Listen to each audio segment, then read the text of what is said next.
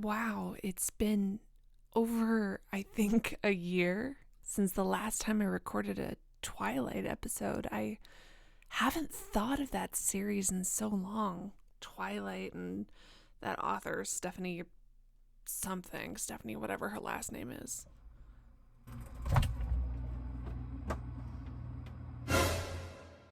What the hell?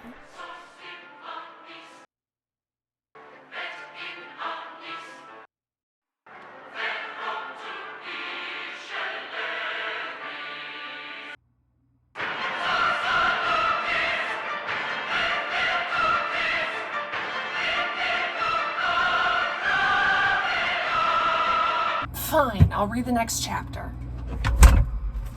Actually, I wanted one of the lemons, so.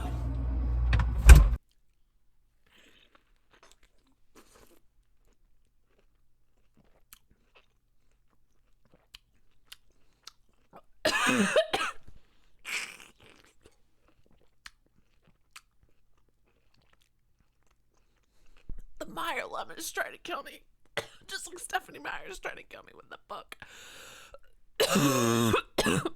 You know, the opening bit of this video was only like 50% a joke. I actually legitimately only remembered this series because I saw Meyer lemons. So here we are.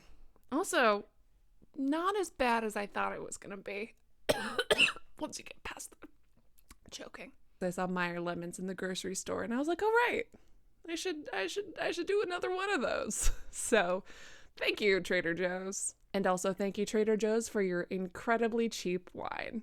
Wow, look at that, so fancy. A screw-off cap. The pinnacle of elegance. I mean, just truly. I should actually look at this before I spill it everywhere. So this glass can hold a lot more than I thought it could. It's not as awesome as my wine glass that could hold an entire bottle, but it is not a slouch. Ah, oh my god, it's so much liquid in my stomach. Now that I've made room in my glass.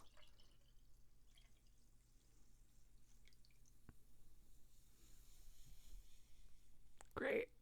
I don't have any intro music yet, so just pretend it's here. Where were we? On to chapter 2, open book. The starting sentence is, the next day was better, ... and worse. Really starting strong here, Stephanie.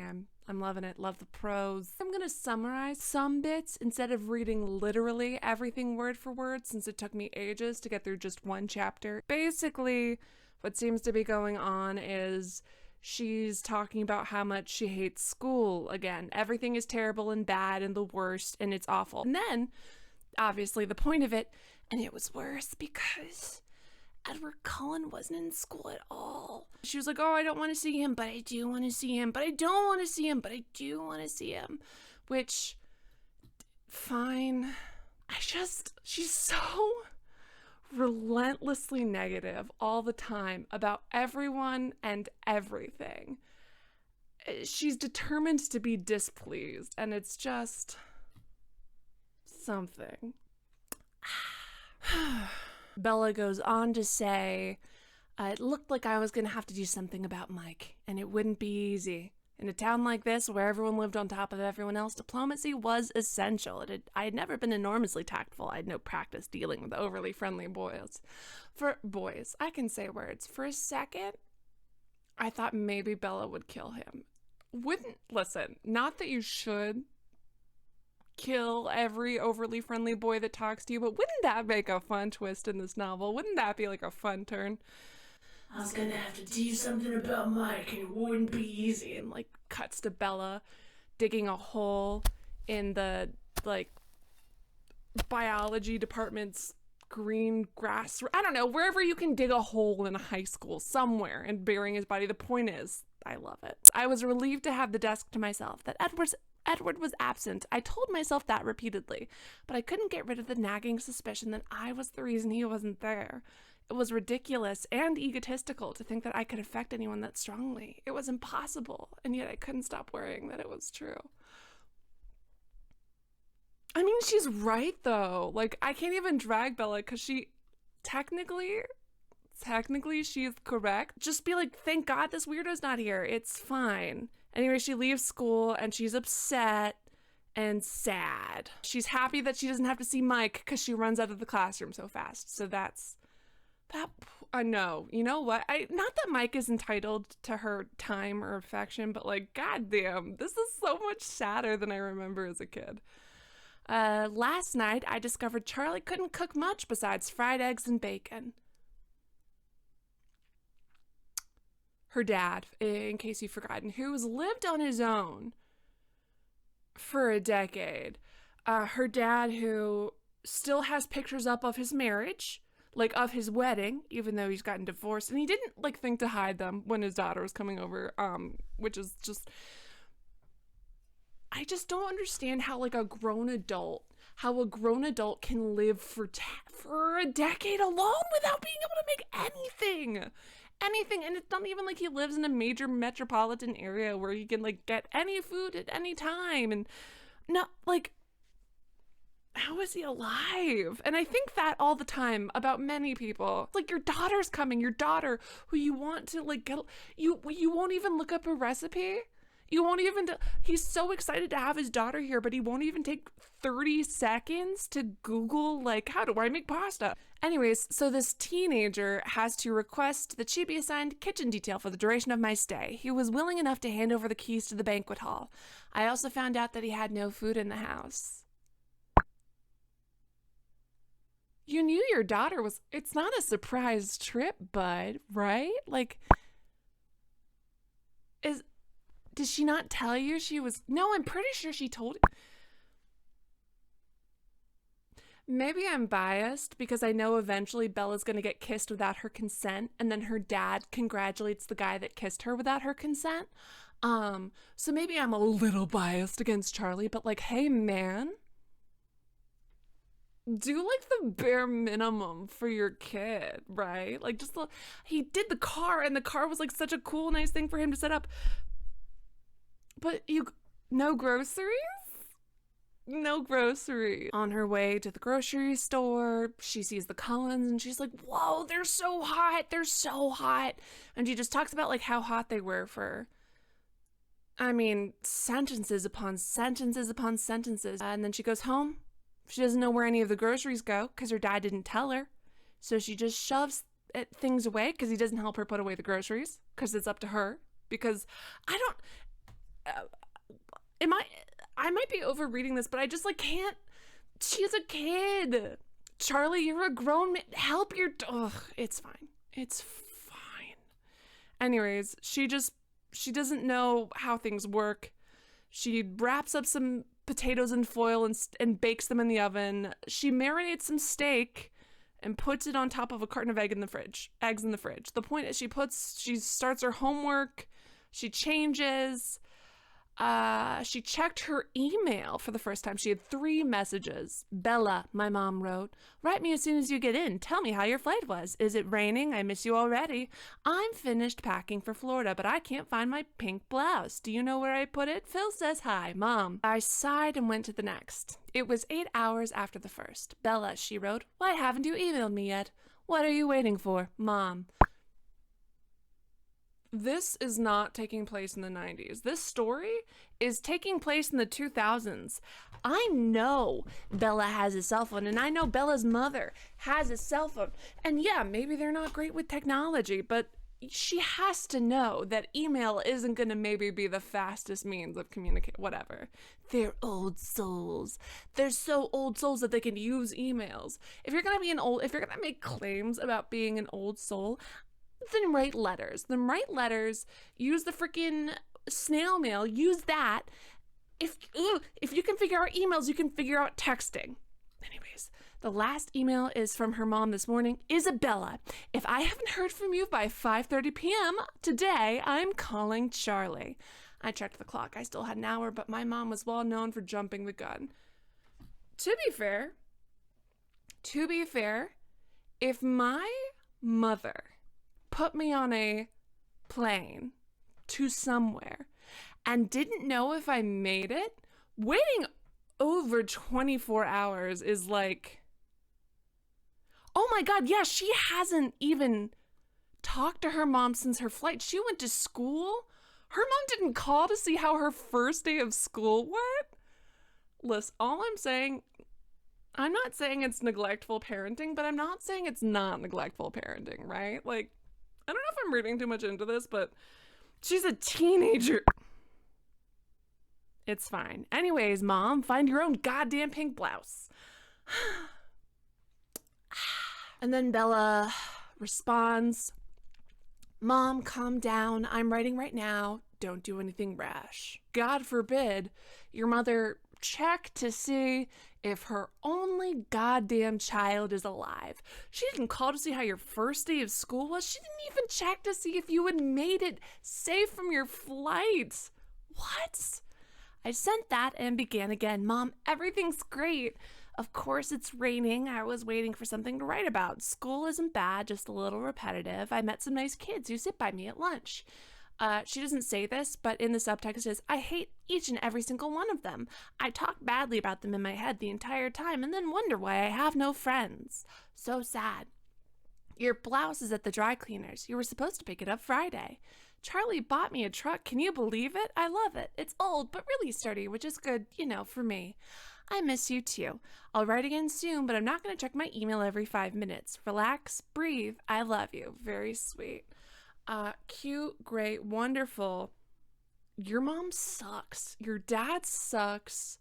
Your future pedophilic 117-year-old boyfriend also sucks. I'm going to continue to criticize you, Bella, because that's what I'm here to do. But at the same time, I'm so sorry for everything you're going through. It's awful. Oh, God. I had decided to read Wuthering Heights, the novel we're currently studying in English, yet again for the fun of it. And that's what I was doing when Charlie came home. I'd lost track of the time. I know people like Wuthering Heights. I know people love Wuthering Heights. It's, to say the least, not to my taste. Especially, listen, you can like toxic people and you can like toxic stories. I love that. That's so fun. As long as we know that they're toxic and terrible, right? But for some reason, people read Wuthering Heights and they're like, oh, grand romance. It is so beautiful. Grand romance. Motherfucker, he's an abusive, creep-ass piece of shit. It's just bad and toxic and bad, and not in like a fun, sexy way. Like bad and toxic and bad in like he should be in prison forever kind of a way. And that's fine. Again, it's fiction. But like, can we acknowledge? But Bella doesn't. It's the pinnacle of love. She lost track of time, hurried downstairs to take the potatoes out and put the steak in to broil. Good job being a little housewife, Bella, because your dad can't fucking tie his own goddamn shoes. Bella, my father called out when he heard me on the stairs. Who else, I thought to myself. Hey, Dad, welcome home. Thanks. He hung up his gun belt and stepped out of his boots as I bustled about the kitchen. Is that gun safe? Is that gun safe? Are you supposed to put your gun? I feel like you're supposed to put a gun. Listen, I'm not like a gun expert, a gun spritter. But I feel like you don't just hang your gun up, especially with like a kid your kid going through a huge life change. You shouldn't gun safety, right? Like put it in a safe or something, or a box.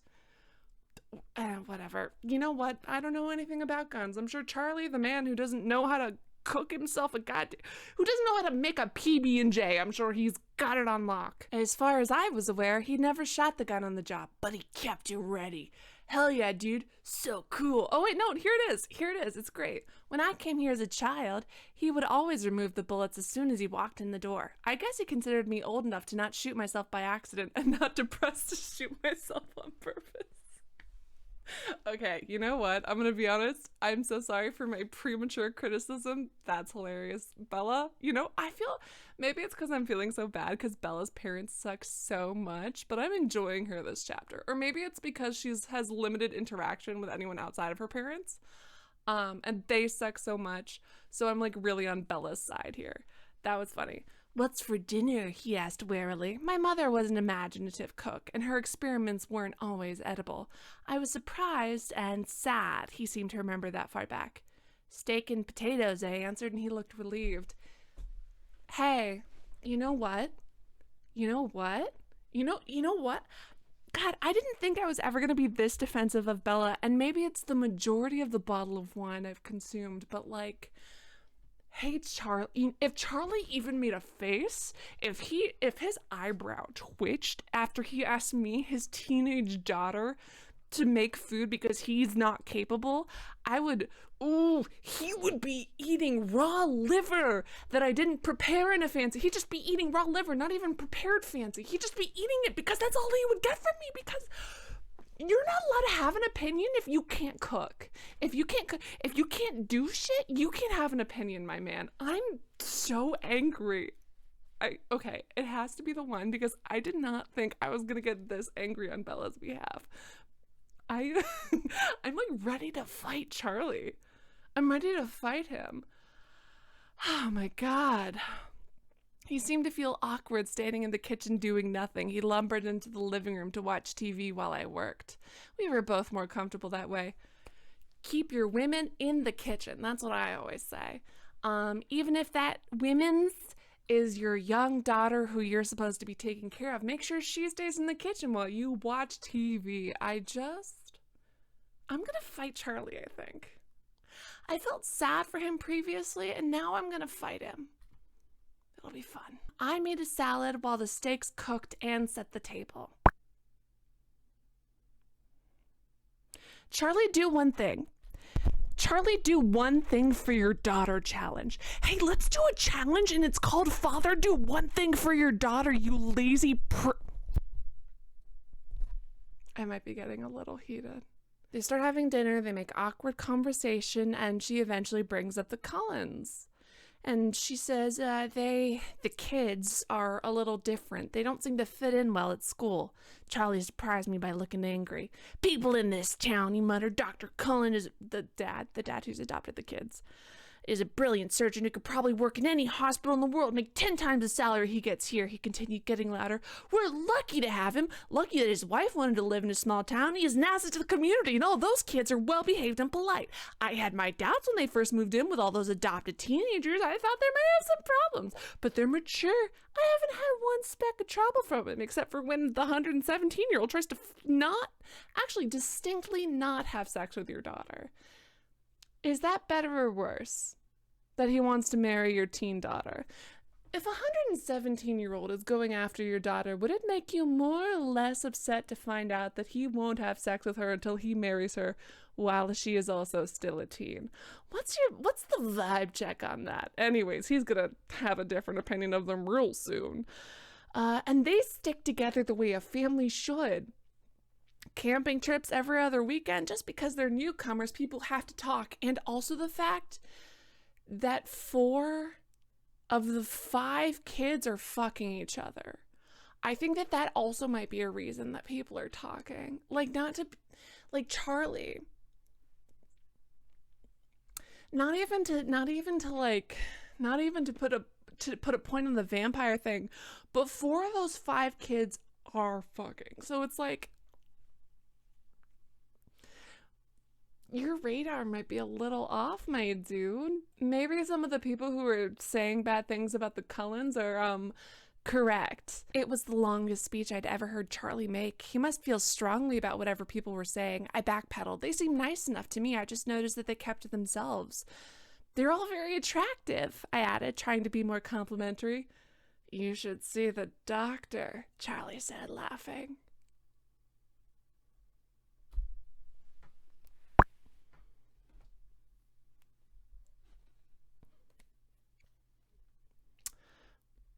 "Hey, Charlie." "Babe."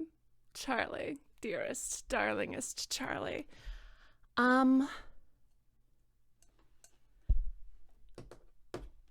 You know what, Charlie? I'm gonna let you discover it in your own time. I'm not even gonna say anything about this. Still think you're a bad father, but this could be interesting. It's a good thing he's happily married. A lot of the nurses at the hospital have a hard time concentrating on their work with him around. Oh. Just the nurses, Charlie? Not any passing police officers or anything like that? Just the nurses, huh? Okay, Charlie. So they finish up dinner and Charlie begins to clear the table. And I was like, oh, awesome. I mean, listen, she had to do all of the cooking and she's a teenager and she also had to do all of the shopping. That's like a lot to put on a kid, but at least he's going to do the... Nope. He picks, oh my God, he makes a big sacrifice of picking up the plates from the table and she does all the dishes. And not only does she do all the dishes, she makes a point of saying she has to do all of the dishes by hand because there is no dishwasher. He doesn't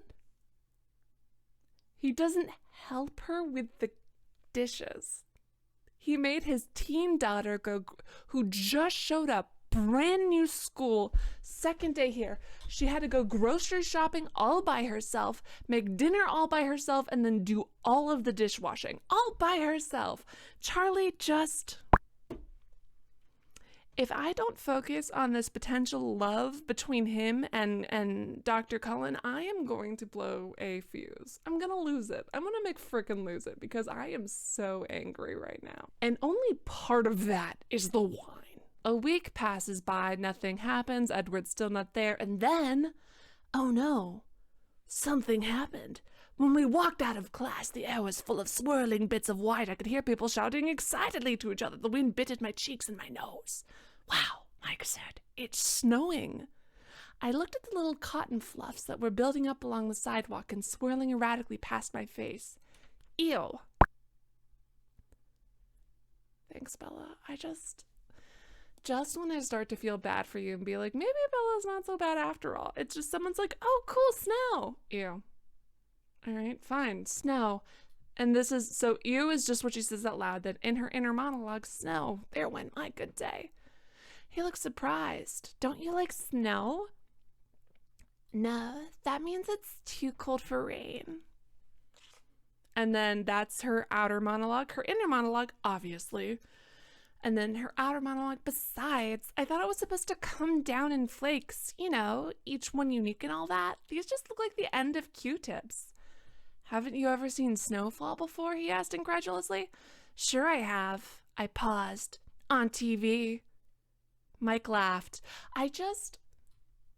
It's your first time ever seeing snow. I was like, oh, maybe she's just like, oh, fuck, I'm gonna have to drive in snow, which, to be fair, dangerous, scary, not great. I totally get that. But this is her first time ever seeing snow, and her reaction is, ew.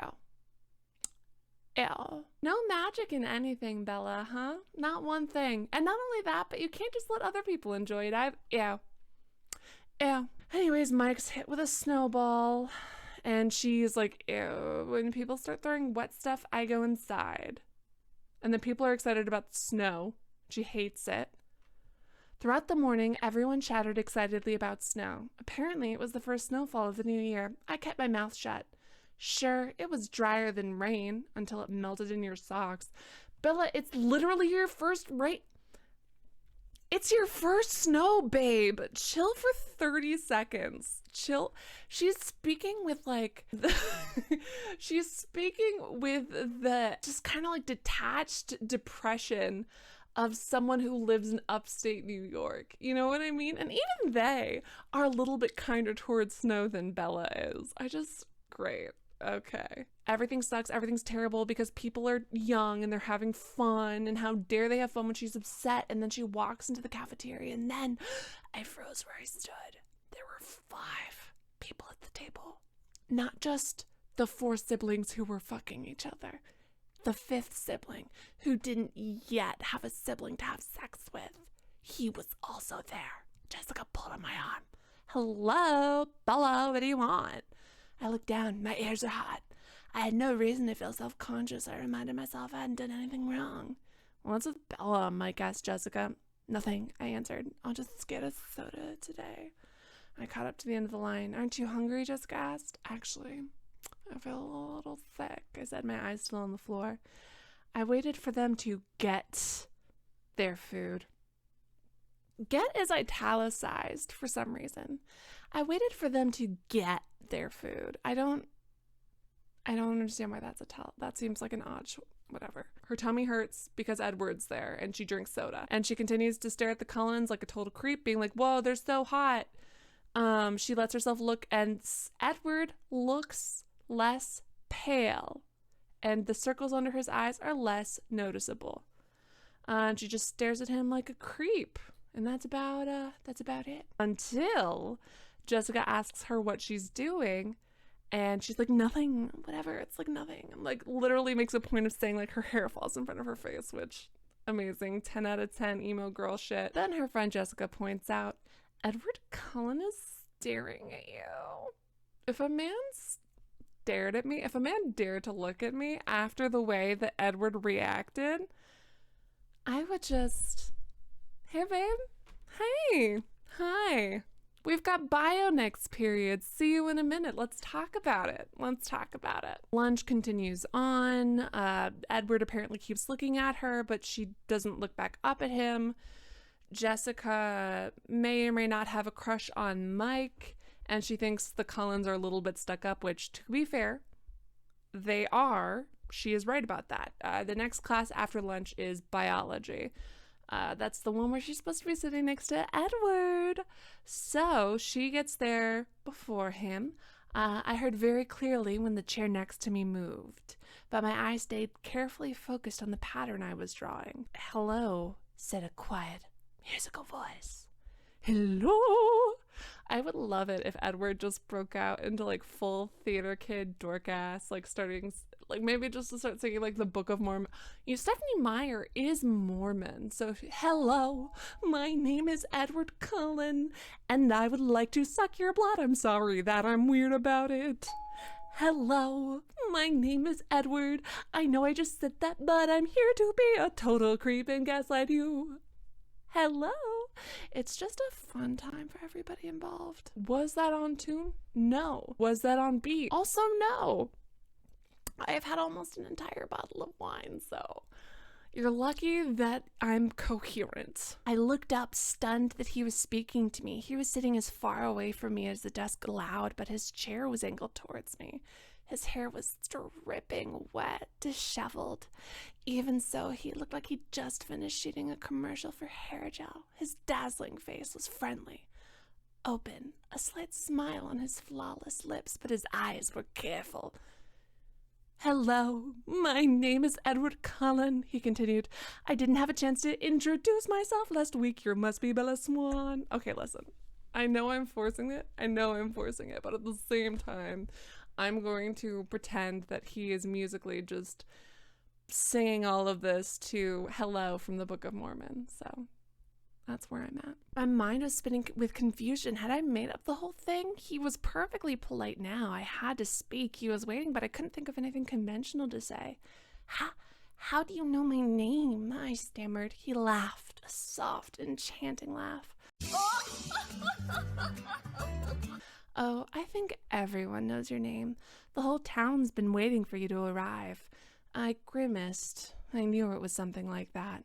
No, I persisted stupidly. I mean, why did you call me Bella? He seemed confused. Do you prefer Isabella? No, I like Bella, I said, but I think Charlie, I mean my dad.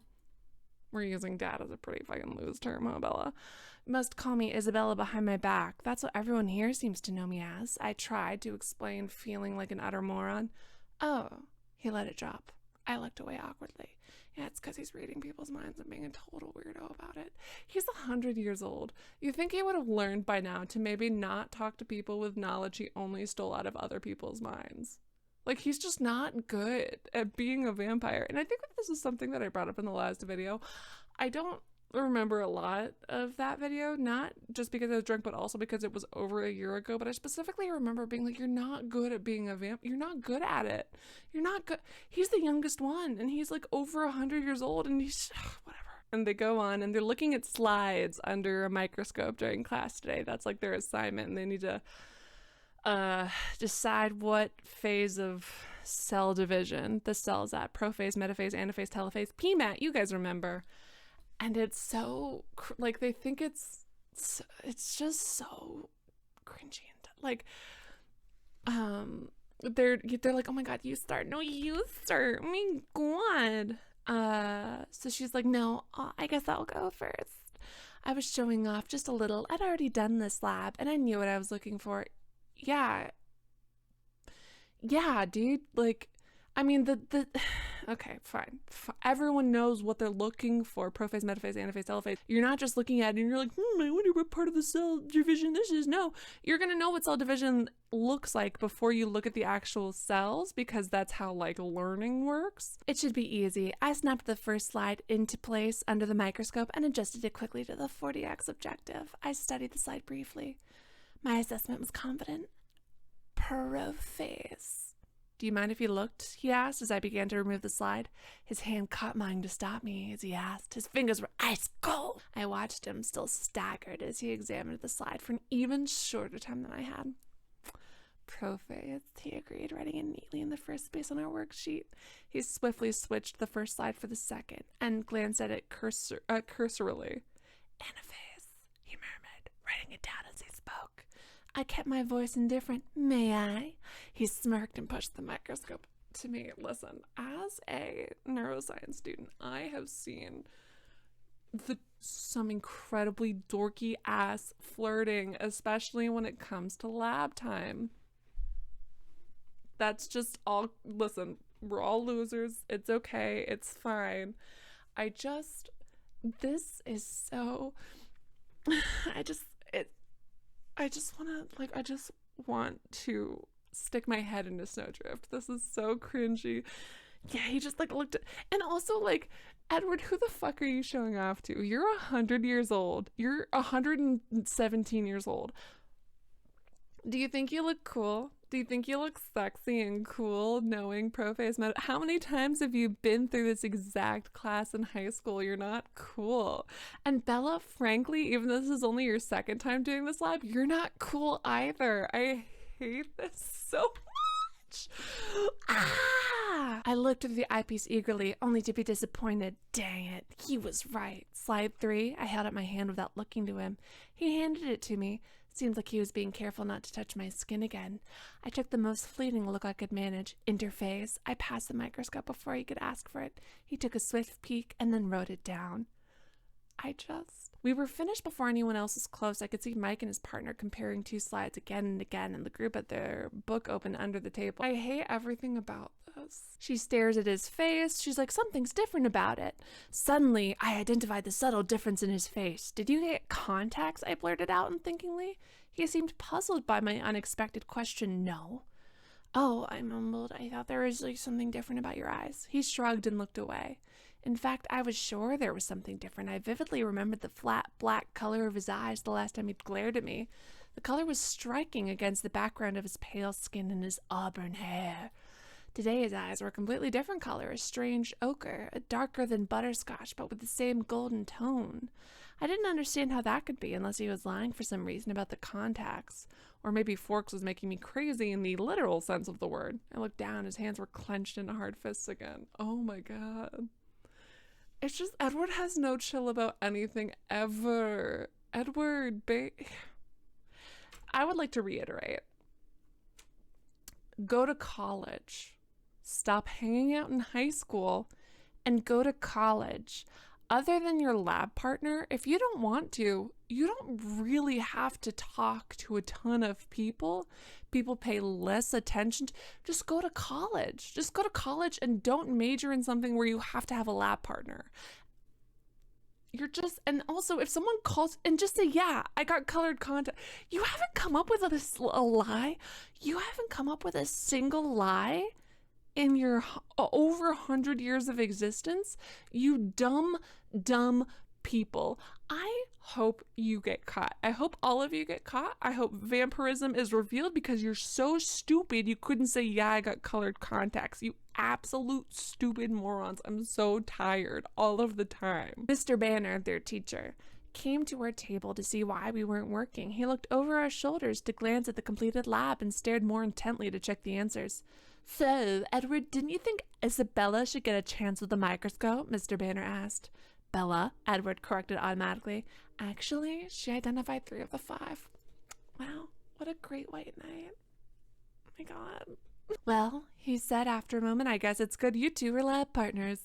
He mumbled something else as he walked away. Probably, fucking obnoxious kids. Jesus Christ, I'm so sick of this. I do not get paid enough to deal with whatever the hell is going on with these horrible students. It's too bad about the snow, isn't it? Edward asked. I had the feeling he was forcing himself to make small talk with me. Stop. Edward, don't. Whatever. Paranoia swept over me again. It's like he had heard my conversation with Jessica at lunch and was trying to prove me wrong. Not really, I answered honestly instead of pretending to be normal like everyone else.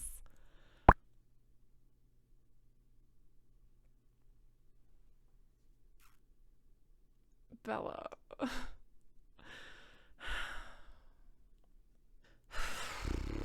You don't like the cold. It wasn't a question. Or the wet.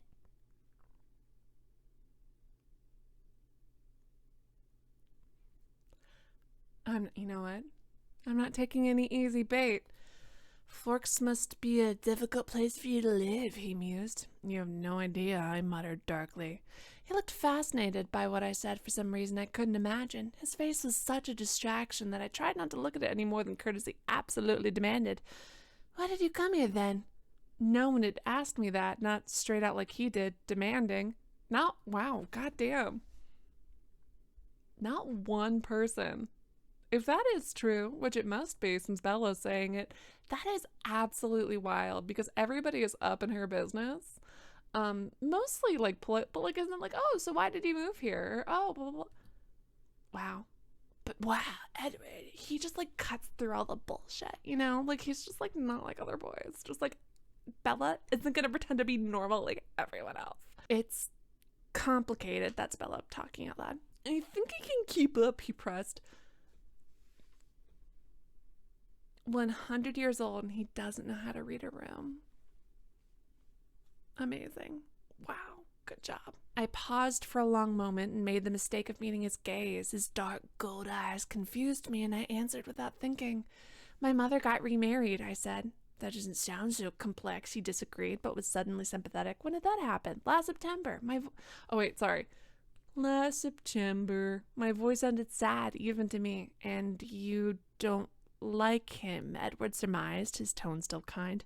No, Phil's like fine. Too young, maybe, but nice enough. Why didn't you stay with them?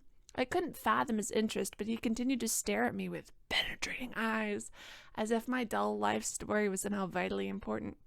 Phil travels a lot. He plays ball for a living. I half smiled. Have I heard of him? He asked, smiling in response. Probably not. He doesn't play well. Strictly minor league. He moves around a lot. And your mother sent you here so that she could travel with him. He said it as an assumption again, not a question. My chin raised a fraction. No, she didn't send me here. I sent myself. His eyebrows knit together. I don't understand, he admitted, and he seemed unnecessarily frustrated by that fact. So we know as the reader that it's because, although if this is your first time you don't know, Edward can read minds. But because Bella's like so special, because she's so special and magical and perfect, he can't read her mind. He's apparently so used to relying on being able to read people's minds that he has like no ability to think for himself or use like a modicum, the teensiest bit of critical thinking.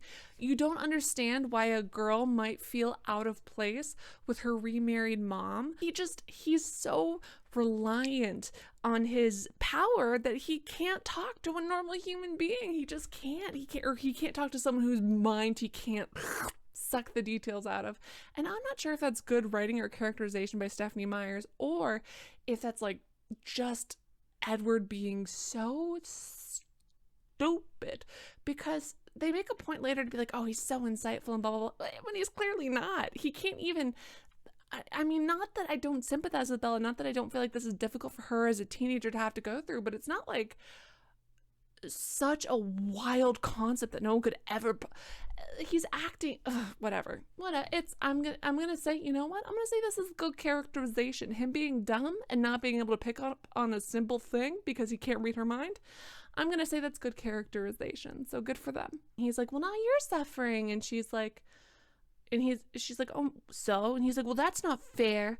And then all of a sudden, even though he couldn't understand things previously, His gaze became appraising. "You put on a good show," he said slowly, "but I'd be willing to bet that you're suffering more than you let anyone see." Which I'm cringing so hard because this is perfect, like, teenage girl fodder. It's like, yeah, I am suffering because all of us are suffering in our own ways. More than I'm letting people know, because yeah, no one is privy to your internal struggle the way you are, but there's a boy, and that boy knows that you're suffering, and it's just I hate it so much because it is perfect teen going through a difficult time fodder, and it's just. And he goes, "Am I wrong?" I tried to ignore him. "Didn't think so," he murmured smugly. I can't remember where I read it, but apparently the word murmured, murmuring, something like that, is one of the words that Stephanie Meyer kind of leans on and uses over and over and over. So if we notice that a lot in this, I'm going to point it out. I'm going to be like, "Oh, murmur. I should have kept a counter." Too late. I'm too lazy to do that. But just pretend that I did. Just pretend that I did. And she goes, "I'm more annoyed at myself. My face is so easy to read. My mother always called me her open book." I frowned. "On the contrary, I find you very difficult to read." Despite everything that I'd said and he'd guessed, it sounded like he meant it. "Must be a good reader then," I replied. "Usually." He smiled widely, flashing a set of perfect ultra-white teeth. Anyways. So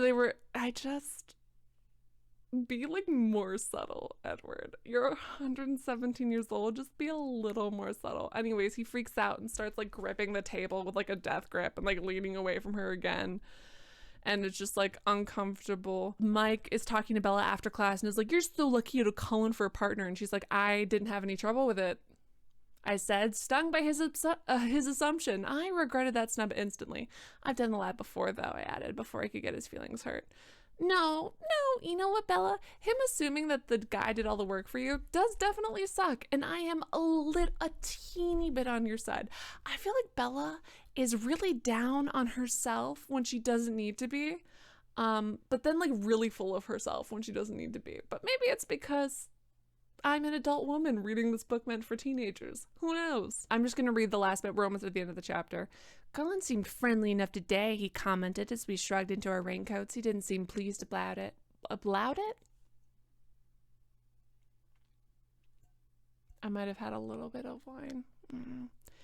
I tried to sound indifferent. I wonder what was with him last Monday. I couldn't concentrate on Mike's chatter as we walked to Jim and Ari. I don't know what that is. If you know what RE is, it's literally just the letters RE. Recess? I don't know what it is. If you know what it is, let me know. Mike was on my team today. He chivalrously, I can say words, covered my position as well as his own, so my wool gathering was only interrupted when it was my turn to serve. My team ducked warily out of the way every time I was up. I'm telling you, girl. Wait, wasn't it just snowing? Oh, they must be inside. I guess they're playing tennis inside. We play tennis outside. We did play volleyball inside, though, for gym. I'm just telling you, like, girl, just turn this into an opportunity. This is how I literally made one of my best friends of all time. Although then again, she ended up not being my best friend anymore after she got married at, like, 19. She was also a Mormon.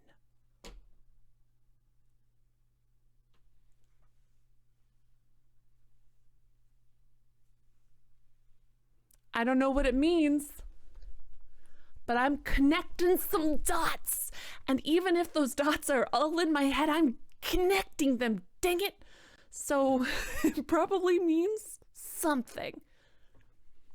My best friend who I had like probably like a codependent relationship with ended up getting married to some random ass adult man at 19 years old and was Mormon. The writer of this book I'm now getting drunk and reading is also Mormon. Connections? Somewhere. Probably